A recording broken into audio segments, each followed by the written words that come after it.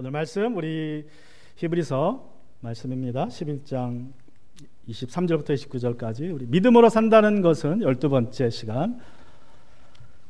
오늘은 모세에 대해서 같이 나누고자 합니다. 우리 사람은 언젠가 죽죠. 우리 지난주에 제가 죽음에 대해서 세 가지를 나눴는데 우리는 언젠가 죽습니다. 다시 한번 좀 복습을 하면 죽음이라는 것은 죄 때문에 죽죠. 우리는 그게 이제 죽음의 첫 번째 원인입니다. 죄를 지어서 그냥 죽습니다. 그 다음에 두 번째 죽는 거는 이제 인생이 끝마침에 있어요. 사명의 끝마침이 있어서 죽습니다. 하나님이 오라 하시면, 오늘 찬양한 것처럼 하나님이 오라 하시면 우리는 가야 돼요. 그게 죽음입니다. 그런데 그 죽음이 우리 믿는 자들에게는 죄의 권세가 다스리는 이 세상을 떠나는, 탈출하는, 죄의 노예 상태에서 완전히 벗어나는 것이 또 죽음이라고 말씀을 나누었습니다. 제가 우리 성도님들 생각하면서 기도할 때마다, 또 제 주변에 이제 제가 아는 분들, 나이 드신 분들 위해서 기도할 때마다 하는 기도가 하나 있는데, 그 기도가 무엇이냐면 모세처럼 죽을 수 있도록. 제가 지난주 잠깐 언급했지만 모세는 죽을 때에 눈이 흐리지 않았고 기운이 새하지 않았어요. 그냥 하나님 데려가셨어요. 하나님은 그냥 그를 데려가셨습니다. 그것처럼 우리 성도님들도 죽는 그날까지 기운이 새하지 않고 하나님의 인도함 받다가 하나님이 오라 하시면 건강하게 가시는 그러한 분들이 될 수 있도록 제가 기도하고 있습니다. 그래서 제가 지난주 말씀드린 비타민을 열심히 드시면, C를 열심히 드시면 제 기도가 응답되는데 좀 도움이 될 줄로 믿습니다. 자, 오늘 이제 말씀 모세의 이야기를 살펴보고자 하는데, 모세의 이야기는 히브리서 11장 23절부터 말씀이 나옵니다. 이 모세는 이스라엘의 건국의 그 아버지라고 할 수 있죠. 그래서 아브라함은 믿음의 조상입니다. 아브라함은 믿음의 조상인데 공교롭게도 이 믿음이 세 가지 다른 믿음의 조상이 됐어요. 아브라함이 기독교의 믿음의 조상이 됐기도 했고, 유대교 믿음의 조상이 되기도 하고, 그리고 이슬람교 믿음의 조상이 되기도 합니다. 그래서 아브라함은 믿음의 조상으로 하나님 앞에 쓰임 받았고, 모세는 이스라엘이라는 나라의 조상이 됩니다. 국부가, 모세가. 왜냐하면 모세가 이집트에서 이제 그 이스라엘 백성들을 데리고 나오면서 그때 나라가 이제 사실상 나라로서 존재하기 시작하는 거죠. 그 전에까지는 그냥 하나의 종족이었지만, 민족이었지만 출애굽을 통해서 이스라엘이 나라로 거듭나게 됩니다. 그래서 이 모세는 이스라엘 나라의 조상이라고 할 수 있습니다.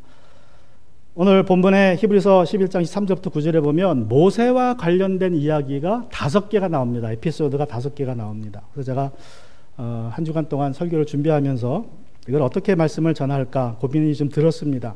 공부를 하는데 이거 강의 설교시 여태까지 해왔던 대로 그냥 한 구절씩 한 구절씩 또 중요한 표현들, 단어들을 공부하면서 갈까 했는데 뭐를 전해야 될지 떠오르지 않았어요. 그래서 굉장히 마음속으로 좀 답답했는데, 금요일 오후에 이제 어쨌든 설교는 써야 되고 해야 되고, 그래서 마지막으로 본문을 읽으면서 이제 다시 한번 기도하는데 하나님이 그런 마음을 주셨습니다. 갑자기 두 가지를 보여주셨어요. 두 가지 키워드를, 이 5개의 모세의 에피소드를 관통하는 2개의 키워드를 보여주셔가지고 제가 이제 오늘은 그 첫 번째 키워드를 나누고 다음 주에는 두 번째 키워드를 나누고자 합니다.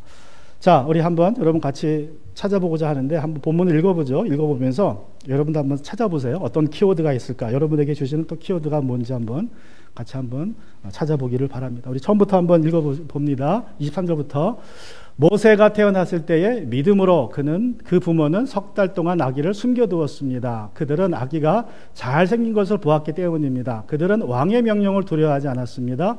믿음으로 모세는 어른이 되었을 때에 바로 왕의 공주의 아들이라 불리기를 거절하였습니다. 오히려 그는 잠시 죄의 향락을 누리는 것보다 하나님의 백성과 함께 학대받는 길을 택하였습니다. 모세는 그리스도를 위하여 받는 모욕을 이집트의 재물보다 더 값진 것으로 여겼습니다. 그는 장차 받을 상을 내다보고 있었던 것입니다. 믿음으로 그는 왕의 분노를 두려워하지 않고 이집트를 떠났습니다. 그는 보이지 않는 분을 마치 보는 듯이 바라보면서 견디어냈습니다. 믿음으로 모세는 유월절과 피 뿌리는 의식을 행하여서 모든 마다들의 맛배를 멸하는 이가 그들을 건드리지 않게 하였습니다. 믿음으로 이스라엘 사람들은 홍해를 마른 땅을 지나듯이 건넜습니다. 그러나 이집트 사람들은 그렇게 해보다가 빠져 죽었습니다. 키워드를 찾는 방법은 반복된 단어나 표현을 찾으면 됩니다. 또 단어가 반복되지 않더라도 그 어떤 그 내용이 암시될 수 있죠. 동일한 비슷한 표현을 통해서. 그래서 어떤 단어, 또 표현, 내용, 그 내용의 흐름을 통해서 우리가 핵심 키워드를 이렇게 찾아볼 수 있는데, 자, 여러분에게 반복되는 말, 핵심의 키워드는 어떤 게 있을까요? 일단 반복되는 단어가 있는데 어떤 단어가 있습니까? 어떤 표현이? 보면 두려워하지 않았다라는 표현이 반복되고 있죠. 두려워하지 않았다. 그래서 첫 번째 23절에도 보면 두려워하지 않았다. 27절에도 보면 두려워하지 않고. 그래서 두려워하지 않은 것이 반복되어 나옵니다. 그래서 이것이 키워드일 수 있어요. 이 핵심 내용일 수 있습니다. 또 보면 반복되지 않았지만 그 동사들의 내용을 보면 또 좀 그 중복되는 그런 내용들이 있죠. 첫 번째 나오는 거절하였습니다라는 단어, 거절하였다. 또 거절했으면 뭔가 또 택해야 되죠. 내가 A를 거절했으면 B를 택해야 됩니다. 그래서 택하였다라는 말이 나오고, 또 여겼다. 내가 뭔가를 더 귀중하게 여겼기 때문에 그걸 귀중하지 않은 것을 거절하게 되고, 더 귀중한 것을 귀중하게 여기게 되죠. 자, 그래서 이제 그러한 결과로 두려워하지 않았다라고 이제 이해할 수 있는데, 그래서 오늘 제가 여러분에게 나누고자 하는 그 첫 번째 키워드, 다섯 모세 이야기를 관통하는 첫 번째 키워드는 바로 이것입니다. 그것은 바로 거절이에요. 거절. 거절이라는 것이 이 모세의 일생에, 태어나서 죽을 때까지의 일생에, 특별히 히브리서에 기록된 내용에서 제가 여러분과 나누고자 하는 그 핵심 키워드입니다. 자, 누가 무엇을 거절했나? 다시 한번 살펴볼까요? 누가 무엇을 거절했나? 첫 번째 에피소드에 보면 모세가 태어났을 때의 믿음으로 그 부모는 석 달 동안 아기를 숨겨두었습니다. 그들은 아기가 잘생긴 것을 보았기 때문입니다. 그들은 왕의 명령을 두려워하지 않았습니다. 자, 누가 무엇을 거절합니까? 누가 무엇을 거절해요? 여기서 모세가 태어날 때 이야기는 뭘 거절한 이야기입니까? 모세의 부모가 뭘 거절했어요? 바로 왕의 명령을 거절했습니다. 명령을 따르기를. 바로 왕의 명령은 뭐예요? 아기가 태어나면 남자아기는 다 죽여라요. 나일강에 던져버려라. 그게 바로 왕이 내린 명령이었는데 그 명령을 거절합니다. 따르지 않아요. 여러분, 이것은 굉장한 사건이죠. 왕의 명령을 거절했다. 왕은 누구입니까? 지금 우리는 뭐 왕이 없으니까 모르지만 대통령만 돼도 얼마나 큰 권력입니까? 대통령만 돼도 엄청난 권력이죠. 존경을 받습니다. 그런데 왕은 더하죠. 더합니다. 루이 14세라는 그 프랑스의 왕이 지문국 국가다 그랬어요. 지문국 16세기, 7세기에. 내가 곧 국가다. 자기가 국가라는 거예요. 백성은 다 필요 없고 내가 국가다. 그때 그 16세기의 상황은 어떤 상황입니까? 캐톨릭이 개신교가 생기면서 교황의 힘이 떨어지니까 왕들의 힘이 막 세진 때예요. 그래서 왕권이 막 다시 강화되고, 이제 또 동시에 이 기독교 신앙, 개신교 신앙의 영향으로 개인의 자유가 이제 이렇게 사상이 퍼지는 시기입니다. 개유의 자유가 무엇인지가 이제 가르쳐지는 시기인데, 그때 루이 14세는 교황의 힘이 없으니까 이때다 싶어서 왕권을 강화하기 위해서 내가 곧 국가다 선포했습니다. 그러니까 그 교황 이전의 왕의 권력을 그리웠던 거예요. 교황이 나타나기 이전에 왕이 가졌던 그 권력을 다시 회복하고자, 그게 그리워서 내가 곧 국가다라고 선포했어요. 그래서 굉장히 왕권을 강하게 했습니다. 자, 이때만 해도 굉장히 왕하면 뭐 엄청난 존재죠. 그 말 한마디가 법이 됩니다. 그런데 이 사람보다 이 루이 14세보다 4,000년 이상 앞서 살았던 바로 왕의 권력은 어떤 권력이었을까요? 우리의 상상을 초월하는 권력입니다. 정말 그 한마디면 법이 되는 그런 권력이에요. 누구나 그냥 죽일 수 있고 아무거나 원하면 소유할 수 있는 권력을 가진 것이 바로 왕입니다. 그래서 우리는 책을 통해서 배웠지만 우리가 상상할 수 없는 그 절대 권력을 가진 존재가 바로 왕입니다. 근데 그 왕의 명령을 어떻게 했다? 모세가 왕의 명령, 신과 같은 신으로 여김받는 왕의 명령을 거절했습니다. 믿음으로 거절했어요. 그래서 거절은 믿음의 행위라고 할 수 있습니다.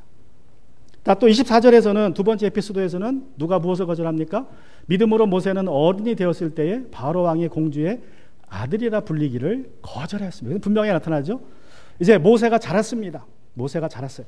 근데 모세가 자란 배경 우리가 다 알죠. 자, 모세의 아버지가 어머니가 그 왕의 명령을 거절해서 모세를 3개월 동안 숨겨두었지만 더 이상 숨길 수 없는 형편이 됩니다. 얘가 자라면서 목청도 커지고 울면 이제 동네가 다 떠나가요. 그래서 저 집에 남자기가 있다는 것을 다 알게 될 수밖에 없는 상황이 됐습니다. 그래서 어쩔 수 없이 이제 그때서야 이것을 어떻게 할까 고민하고 기도하다가 하나님이 지혜를 주세요. 하나님이 지혜를 주셔서 그들로 어떻게 하게 합니까? 그들로 이제 모세를 역청에 발라서 이제 건지게 합니다. 자, 사실은 우리가 아는 것처럼 요셉은 이집트의 총리로서 왕과 아주 이 바로 왕과 아주 가까운 가문이었습니다. 귀족 가문이었어요. 그런데 왜 이런 사건이 벌어졌냐? 왜 갑자기 바로 왕이 이스라엘 백성들 남자아기를 다 죽이라는 명령을 내렸냐? 그 이유를 보면 출애굽기 1장 8절에 보면 이런 말이 나오죠. 요셉을 알지 못하는 새 왕이 일어나서 이집트를 다스리게 하였다. 요셉을 알지 못하는 새 왕. 그래서 새 왕이라는 것은 새 왕조가 태어났다는, 새 왕조가 시작됐다는 것입니다. 이집트라는 나라가 있지만 왕조 가문, 왕의 가문이 바뀌어버린 거예요. 요셉이 알던 그 왕의 가문에서 다른 왕의 가문, 역사학자들의 말하면 외래 민족이 들어왔다 그래요. 외래 민족, 북방 민족. 어떤 사람은 그 북방 민족이 뭐 스키타이 민족이라 그래요. 그래서 북방 민족이 이집트를 쳐들어와서 왕을 죽이고 왕이 된 거예요, 서로. 그래서 요셉을 모릅니다. 그 전의 왕들은요, 요셉이 총리였고 요셉이 엄청난 공을 세웠기 때문에 요셉과 요셉의 민족들을 귀하게 대했어요.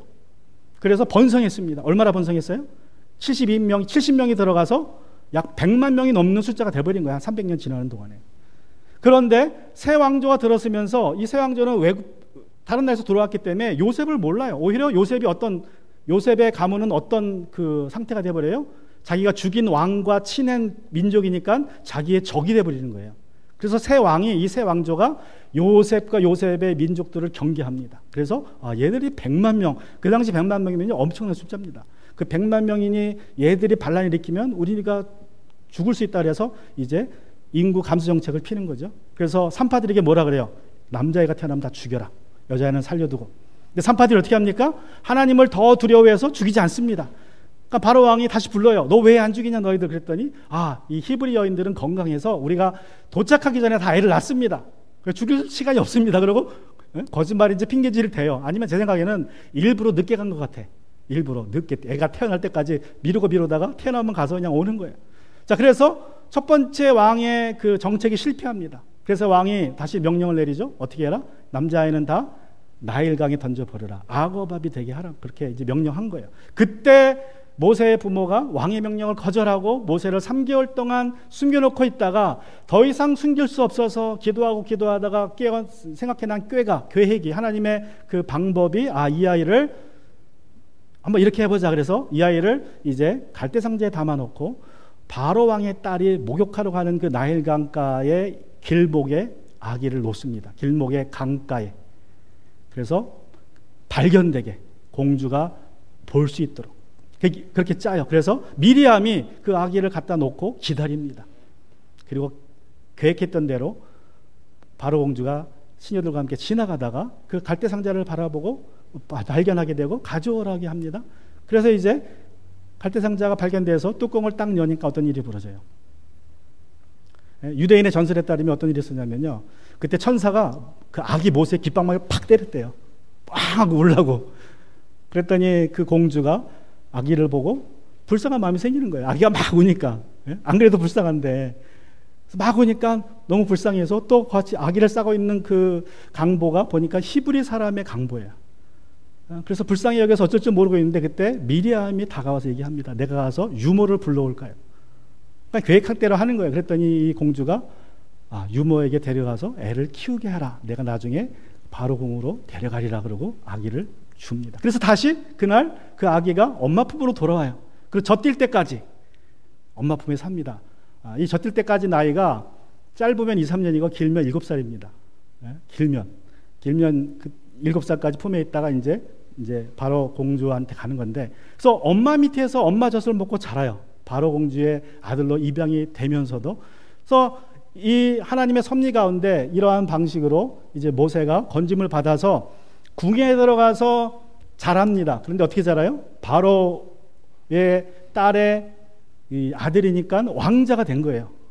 왕자로 입양이 된 겁니다. 우리는 뭐 입양 문화가 발달 안 돼서 별로 없지만 로마 시대나 옛날에는요, 입양하면 자기 아들하고 똑같이 취급을 합니다. 모든 권리를 다 줘요, 그 아들한테. 심지어는 그 입양한 아들이 예쁘고 똑똑하면 걔한테 자기 유산을 다 주기도 합니다.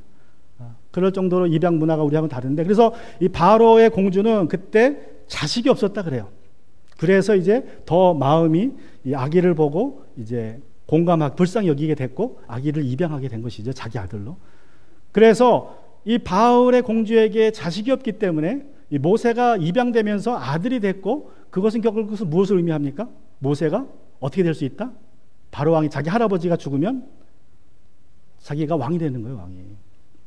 그래서 이 모세는요, 그 이집트에서 왕의 교육을 받으면서 굉장히 장군으로서, 그러니까 유대인의 전설이에요. 유대인들이 뭐 해석해놓은 붙인 이야기인지 진짜는 몰라요. 근데 이 말에 의하면 이집트의 모든 학문을 다 배워서 통달했고, 또 장군으로서도 굉장히 역할을 해서 한 번은 군대를 끌고 이집트에서 이디오피아로 전쟁을 나가서 이디오피아 사람들을 다 무찌르고 정복하고, 그리고 이디오피아의 공주와 결혼을 하는 그런 전설도 있어요. 이건 만들어낸 전설인지 모르겠지만, 그 정도로 이 왕으로서는 부족함이 없는, 왕의 모든 자질을 갖춘 왕자로 성장했습니다.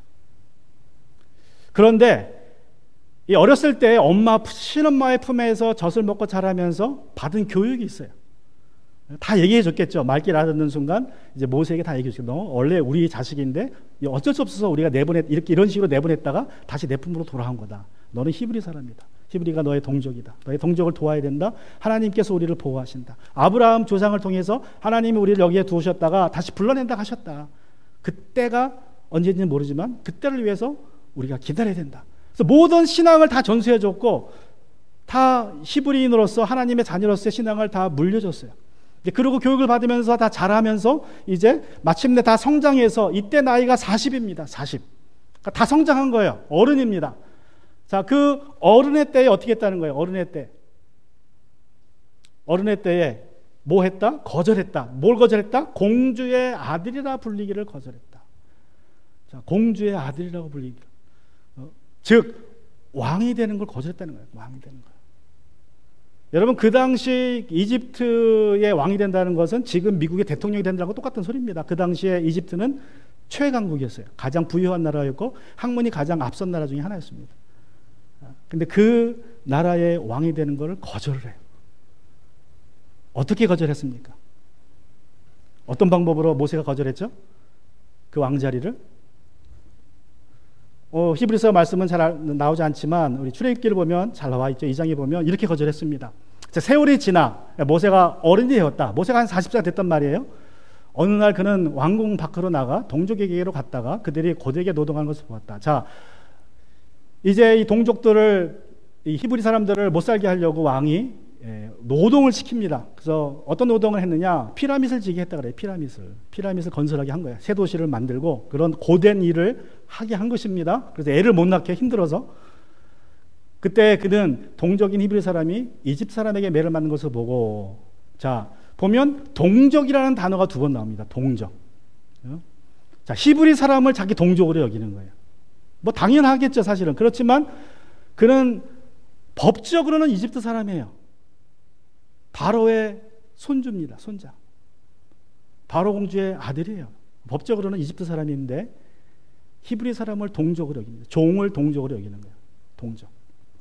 그것도 2번이나 나온다는 말은 우리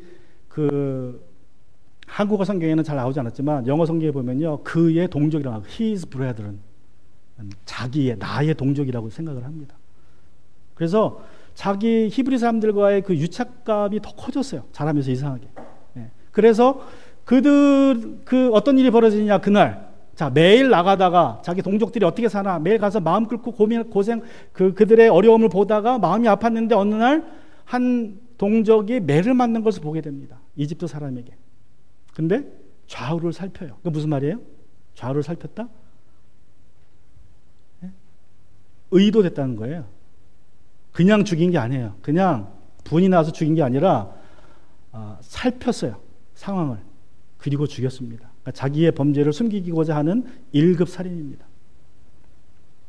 이 살인으로 이 모세는 어떻게 한 거예요? 바로 공주의 아들이라고 불리기를 거절한 거예요. 이 사건이.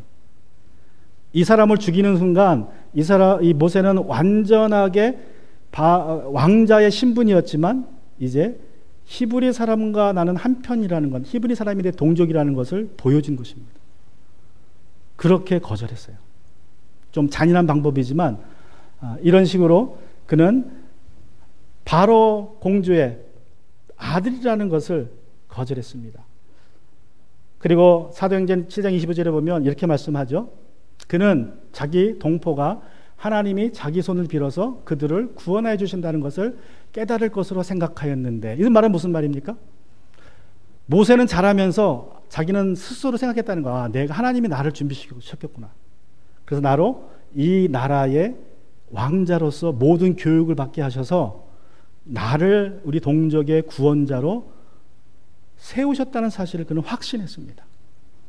그래서 그 사람을 죽이는 순간 그것이 어떻게 보면 사명이에요. 하나님의 사명을 감당하기 시작하는 일인데, 근데 문제는 이스라엘 백성들은 그걸 깨닫지 못했어요. 어쨌든 모세는 이런 마음을 가졌기 때문에 바로 공주의 아들이라는 그 신분을 거절했습니다. 여러분, 이 모세가 살인이라는 거친 방식으로 바로 공주의 아들이라는 신분이라는 것을 거절한 것은 결국 무엇을 의미합니까? 25절 26절에 보면 오히려 그는 잠시 죄의 향락을 누리는 것보다 하나님의 백성과 함께 학대받는 길을 택하였습니다. 모세는 그리스도를 위하여 받는 모욕을 이집트의 재물보다 더 값진 것으로 여겼습니다. 그는 장차 받을 상을 내다보고 있었던 것입니다. 모세의 거절은 두 가지를 의미합니다. 이 두 구절 말씀에 근거하면 첫 번째는 뭘 거절했다는 거예요?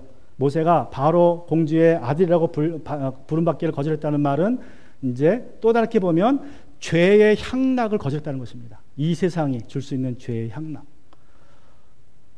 여러분, 우리가 돈만 많아도 정말 세상을 재밌게 즐겁게 살 수 있잖아요.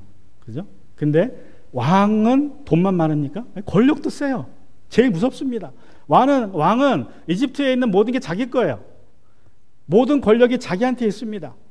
자기가 하고 싶은 대로 다 할 수 있어요. 우리가 상상할 수 없는 그런 일들을 다 합니다. 모세가 왕이 되면 솔로몬처럼 그렇게 살 수 있었어요. 솔로몬이 잠도서 2장에 보면 이렇게 얘기하죠. 내가 왕으로서 은과 금, 임금들이 가지고 있던 여러 나라의 보물들을 모아 보았으며 남녀 가수들도 거느려 보았고 기쁨조도 만들어 보았고 남자들이 좋아하는 첩첩도 많이 거느려 보았다. 첩첩이 몇 명입니까? 1000명입니다. 1000명. 처가 300명, 700명, 첩이 300명. 1000명의 여인이 있어요. 1000명의 여인. 근데 그 앞에 보면 포도원도 해봤고 집도 접었고 하여튼 하고 싶은 건 다 해봤어요. 그게 바로 왕의 권력자의 자리예요. 그게 모세가 왕이 되면 할 수 있었던 일입니다. 자기가 누리고 싶은 건 다 누릴 수 있어요. 몸이 원하는 것, 마음이 원하는 것, 먹고 싶은 거 다 먹을 수 있습니다. 취할 수 있는 거 다 취할 수 있어요. 그 죄의 향락을 거절했다는 거예요. 또 두 번째로 또 뭘 거절합니까? 두 번째로 26절에 보면 모세는 그리스도를 위하여 받는 모욕을 이집트의 재물보다 더 값진 것으로 여겼습니다. 이집트의 재물을 부를 거절합니다. 그의 믿음으로 부를 거절하고 이제 하나님의 자녀로서 살기 시작합니다. 여러분, 당시 이집트는요, 아까 말씀드린 것처럼 최강국입니다. 선진국이에요. 이집트는 나일강 하구가 세계의 곡창지구입니다. 그 나일강 하구에서 나오는 밀이 유럽을 먹여 살렸어요. 지중해 지역에 있는 모든 나라들이 로마 시대까지 모든 나라들이 이집트의 곡창 나일강 하구에서 나는 밀을 사다가 먹었습니다. 그러니까 세계를 먹이고 남는 나라가 된 거예요. 지금 미국처럼. 여러분, 미국도 얼마나 땅덩이가 큽니까? 근데 이 땅덩이 큰 미국이 캘리포니아에 가면 캘리포니아 중부 지역에 그 중부 평원이 있어요. 밸리가 있어요. 센트럴 밸리가. 밸리, 이렇게 아주 큰 평원이 있는데 그 평원이 얼마나 땅이 좋고 크냐면요. 거기서 나는 곡식으로도 100억 명을 먹여 살린다 그래요. 100억 명. 그 캘리포니아 땅에서 나는 거기 이제 쌀 농사도 많이 하거든요. 거기 쌀을 심으면 100억 명이 먹고 살 수 있습니다. 상상을 초월하는 부가 이 미국 땅에 있는 거예요. 이집트 땅이 그랬다는 거예요. 이집트 땅이 나일강 하류가 그랬어요, 옛날에. 지금 뭐 뭐 음식이 없어서 뭐 굶는다 그러지만 그거는 음식이 없어서가 아니라 우리가 나눌 마음이 없어서 굶는 거예요. 나눌 마음이 없어서. 어쨌든 당시에 이집트라는 것은 엄청나게 부유한 나라입니다. 그 이집트의 재물을 이 모세가 거절한 것입니다. 그래서 모세가 이 두 가지를 거절합니다. 여러분, 믿음으로 산다는 것은 그건 무엇입니까? 그것은 거절하며 산다는, 거절한다는 것입니다. 모세의 부모처럼 권력자들의 불합리한 명령을 거절한다는 뜻입니다. 모세의 부모는 태어난 남자아기를 다 죽이라는 바로의 왕의 명령을 거절했습니다. 아주 불합리하고 반인륜적인 그러한 명령이었기 때문에 비록 왕의 명령이라도 거절한 것입니다. 여러분, 부모에게 자식을 죽이라는 명령이 이게 명령입니까? 부모가 따를 수 있는 명령입니까? 따라야 되는 명령입니까? 아무리 왕이라도 마땅히 거절해야 되는 명령이죠. 어떻게 부모가 자식을 죽여? 그것도 다 태어난 자식을. 그런데 세상이 얼마나 악해졌는지 그런 명령이 없는데도 지금 부모들이 수천만 명의 아기들을 죽이고 있어요. 낙태라는 이름으로. 그런 명령도 없는데 그냥 자기의 편의를 위해서 뭐 이런저런 이유가 있긴 있겠죠. 얼마나 많이 죽습니까? 무려 매년 4천만 명의 아기가 낙태된다. 전 세계적으로 4천만 명. 미국에서만 30만 명. 이 낙태가요, 자, 지도를 보여드리면 낙태를 허용하는 국가들이 이 빨간색만 낙태가 불법이 된 나라예요. 빨간색이 보입니까, 여러분? 빨간색만 낙태가 불법이고, 모든 낙태가 불법이고, 다른 색깔들은 이런저런 이유로 부분적으로 전체적으로 낙태를 허용하는 국가들입니다. 근데 빨간색이 어디 있어요? 보입니까, 여러분? 빨간색? 여기 있죠. 여기 있죠. 지도가 더 커지지 않는데 여기 벨리즈 같아요. 저 중미의 센트럴 아메리카 여기에 요거 벨리즈 같아요. 벨리즈. 요게 벨리즈인지 모르겠지만 요 나라가 그렇고 파나마인가? 여기 하이티 같아요. 하이티. 두 나라만 낙태가 불법입니다. 많은 사람들이 이런저런 이유로 낙태를 해요. 그런데 아주 특별한 이유로 낙태를 찬성하는 사람들이 있습니다. 아주 특별한 이유로. 누구냐? 이런 사람들이에요. 이게 지난 8월 7일 날 나온 신문 기사 헤드라인입니다. Satanic Temple declares abortion religious ritual. 사탄주의자 성전에서는 낙태가 종교의식이라고 선포했어요. 그리고 또 주장하기를 claims it provides spiritual comfort. 낙태가 영적인 위안을 준다고 합니다. 사탄주의자들의 공식적인 입장이에요. 그래서 지난 8월 7일 날 사탄주의자들이 미국의 그 법령에 근거해서 청원을 냈습니다. US Religious Freedom Restoration Act라는 그 법안에 근거해서 자기들이 영적 위안을 받을 수 있도록 낙태를 계속 합법화라는 페티션을 냈어요. 여러분, 낙태는요, 나는 이런저런 이유로 하지만 그거는 사탄을 섬기는 종교의식입니다. 나는 무슨 이유로 했던 건 상관없어요. 옛날 구약시대 때에 구약 성경을 보면 어떤 일이 있습니까? 가나안에 들어갔더니 가나안 백성들, 족속들이 어떤 일을 해요? 자기의 맏아들을 몰렉에게 바칩니다. 그래서 그것을 나중에 또 이스라엘 백성들이 또 따라해요. 그래서 흰놈 골짜기에서 자기 아들을, 맏아들을 갖다 바칩니다. 불에 태워 죽여요. 몰렉 신에게. 그게 현대의 낙태라는 거예요. 낙태. 우리 사람들은 개념 없이 그냥 낙태를 하지만 사탄주의자들 입장에서는 계속 사탄에게 제사를 드리는 거예요. 인신공양을 하고 있는 것입니다. 낙태라는 이름으로 이렇게 하는 거예요. 그래서 낙태는 국가가 정한 법이라도 거절해야 됩니다. 여러분, 우리가 살면서 국가의 명령을 거절해야 될 때가 있습니다. 그게 비성경적이고 내 신앙 양심이 맞지 않으면 그건 거절해야 돼요. 내가 위험해지더라도. 우리 역사를 보면 그런 분들이 많이 계시는데 특별히 두 명의 이름이 생각나서 여러분과 나누는데, 여러분이 잘 아시는 코리 텐범 여사하고 로사 팍스라는 분, 두 분 다 아주 신실한 그리스도인입니다. 코리 텐범 우리가 잘 알죠. 하이딩 플레이스라는 그 글을 썼죠. 소설이 아니라 글을 썼는데, 그 2차 대전 때에 유대인들을 잡아들이라는 히틀러의 명령을 거부합니다. 그래서 유태인들을 오히려 숨겨줘요. 자기 언니하고. 그러다가 끝내는 발각돼서 유태인이 아님에도 불구하고 유태인 캠프로 끌려갑니다. 그래서 거기서 언니가 죽습니다. 그런 고초를 당해요. 여러분, 아무리 히틀러라는 그러한 독재자의 명령이라도 그것이 성경에 합당하지 않다면 거절해야 되기 때문에 거절한 거예요. 자기 목숨을 걸고. 또 로사팍이라는 여사는 어떤 일을 했습니까? 1955년에 버스를 탔습니다. 앞자리에 앉았어요. 근데 앞자리는 누가 앉아야 돼요? 백인들이 앉는 자리예요. 저 뒷자리가 흑인들이 앉는 자리입니다. 앞자리에 앉았어요. 어떤 백인이 와서 뒷자리로 가라고 합니다. 너는 흑인이니까 여기 앉을 수 없다. 거절했어요. 그래서 그 일로 말미암아 흑인 인권운동이 시작됩니다. 그 일로 이 로사팍 여사도 감옥에 들어가게 되죠. 그때 당시 법이 정해진 것을 어겼기 때문에. 여러분, 우리가 살면서 세상이 우리에게 어떤 명령을, 정부가 우리에게 명령을 내릴 때에 평화라는 이름으로 내리죠. 보통은 평화라는 이름으로 내려요. 근데 그 평화라는 이름으로 명령이 내려졌을 때 그것이 내 신앙 양심과 어긋나고 성경 말씀과 어긋나면 우리는 거절해야 돼요. 그것이 바로 믿음의 행위입니다. 지금 코로나가 진행되고 있는데 여러분, 이 코로나 때문에 얼마나 세상이 시끄럽습니까? 우리 한국이, 조국이 예배를 드리지 못해. 예배를, 이 코로나 때문에, 코로나 전염된다고 예배를 드리지 못하고 모이지 말라 그러니까 교회들이 안 모여요. 몇 주째 못 모입니다. 그래서 한국 교회가 이 코로나 때문에 깨졌죠. 일부 목회자들은, 성도들은 정부의 방침이니까 따라야 된다. 공공의 안전을 위해서. 그리고 안 모이는 걸 당연하게 여기고 받아들입니다. 순종합니다. 또 일부 사람들은 그래도 예배는 하나님 앞에 우리의 그 행위이기 때문에 이거는 규제 대상이 아니다. 예배를 어떻게 규제받을 수 있느냐. 또 중요한 거는 코로나가 그렇게 위험한 병도 아니다. 독감과 같은 병인데 왜 우리가 여기에 순종해야 되느냐.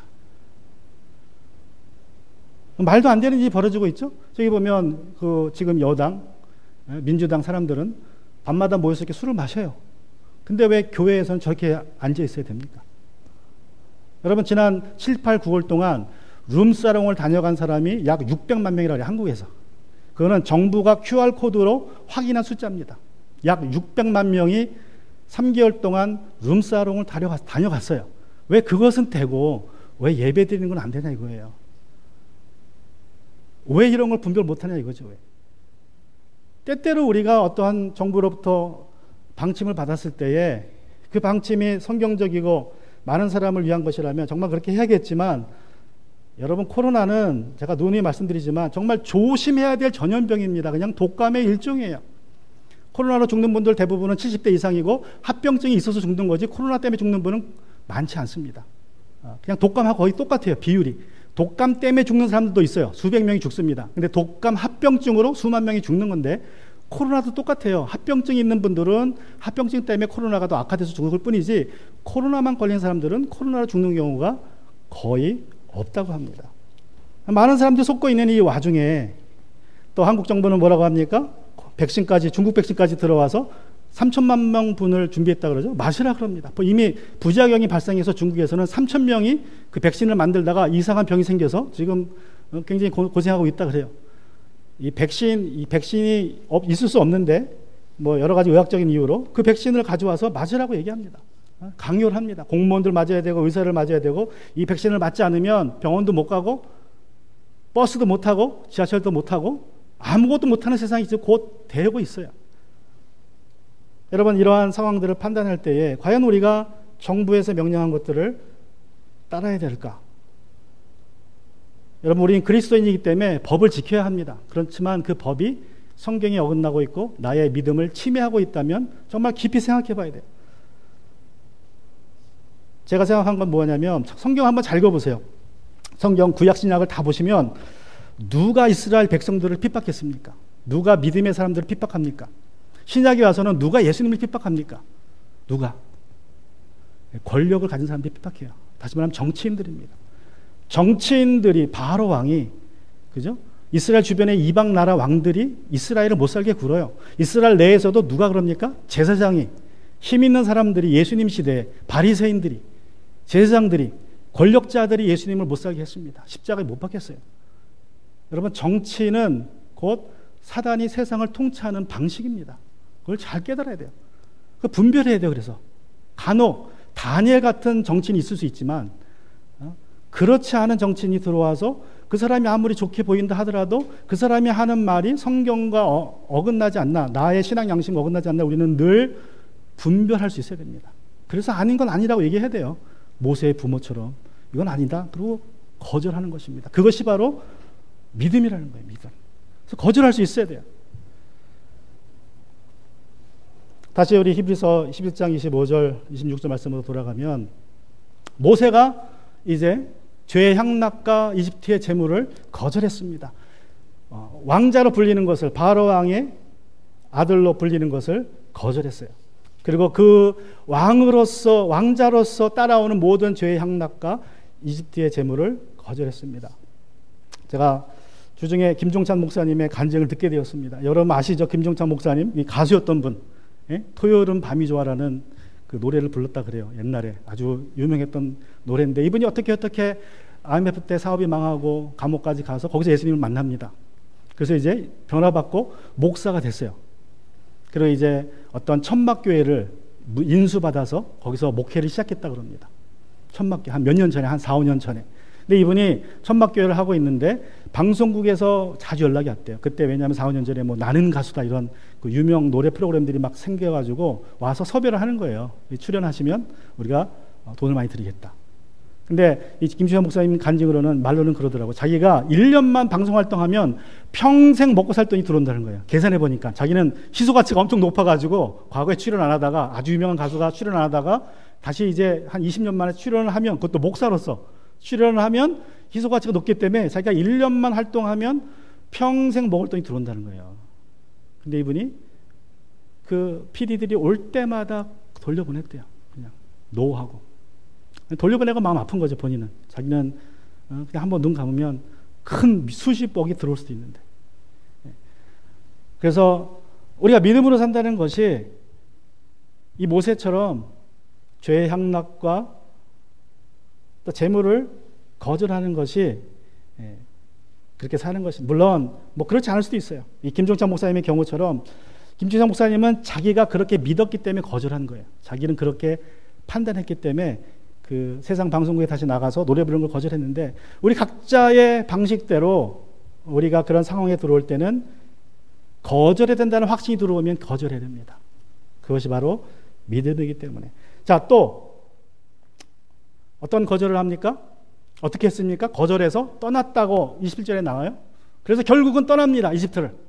결국은 거절해서 이제 바로 공주의 아들로 불리기를 거절해서 이집트를 떠나는 결단을 내립니다. 자, 그러면서 또 어떤 일이 벌어집니까? 그 떠날 때에 28절에 보면 믿음으로 모세는 유월절과 피를 뿌리는 의식을 행하여서 모든 아들 및 맏배를 멸하는 이가 그들을 건드리지 않게 하였습니다. 자, 이 구절에서는 누가 무엇을 거절합니까? 누가 무엇을 거절하고 있는 것 같아요?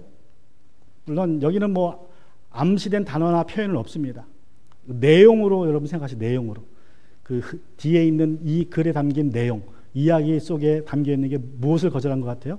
저는 뭘 거절했나 생각해 보니까 모세는요, 사탄이 주는 의심을 거절합니다. 의심. 자, 이제 하나님께서 모세를 찾아와서 내가 마지막으로 10번째 재앙을 내릴 거다.